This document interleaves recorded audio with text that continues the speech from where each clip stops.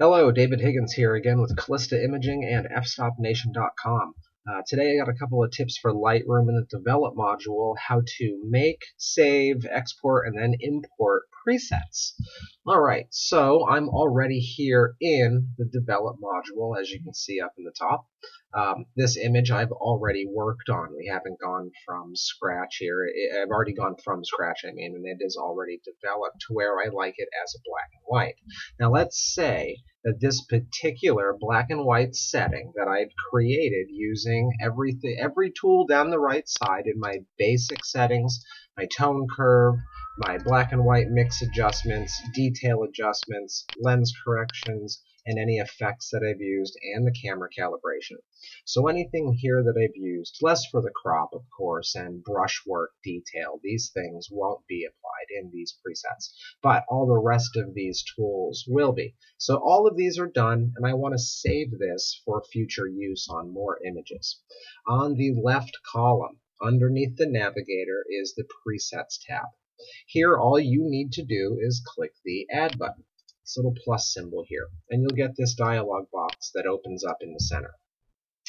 Asks you to name it, so let's just name this one Sample Preset. Okay, now for folder, it'll automatically default to save your preset into the user folder. You will always have that over here at the bottom of your list. That comes standard with Lightroom, along with the Lightroom standards. Now, I have a lot of other folders here because I've been making, saving, and importing different presets that I found to be useful over the years, and they're right here.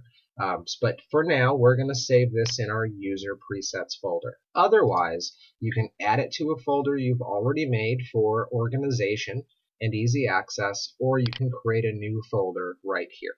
Okay. If you want auto settings used for auto black and white mixing if it's a black and white image, or for auto toning on the color images, you can go ahead and activate those here. Now I don't want to use the auto settings myself. Now in the main settings we see every one of these checkboxes can be turned on or turned off depending if you want the setting that you've used in the right column to apply to all future images that get this preset. You can, of course, go back after you apply the preset to an image in the future and adjust all of those settings custom to whatever you'd like. So right now, I want to keep all of these settings for the moment to apply in the future. So I'll go ahead and create this as a sample preset in my user presets folder. Create. Now, left column, I open that little user drop-down, user presets, and we'll see my preset is available. If I go to another image, I can apply this preset, and we see we have the identical black and white tone settings. If we look down the main settings, we see that the identical numerical value for every setting has been applied to the image that got that preset. Now it doesn't look exactly the same because my settings changed between the two by a little bit just to get a different feel for the image. So what I could do here is now just adjust the little bit of things that I want to adjust to make this image pop the way I want to, and go ahead and export or use it in any project that I wanted. Now, this preset, we want to send it to somebody else. We can now right-click the preset and say export.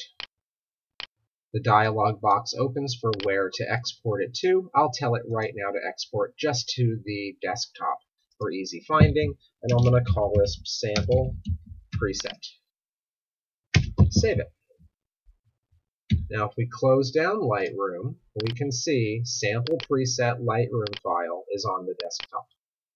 If we open, well, first I want to change the name so we can see. I'm just going to change the name here, sample preset import example. Okay, so it's a different name altogether. Now here back on Lightroom, we can right-click in the folder, and it says, do we want to add a new folder or import a preset? Well, I'm going to import the preset from my desktop. We see it here, sample preset import example. I'll open it, select it, and then open it, and it comes in sample preset number 2. And now we have it to use. Again, we can update and adjust these everywhere. So I can now just adjust my contrast and my exposure. I'll make a few, just so you can see what happens here. I'll make a few quick adjustments in everything.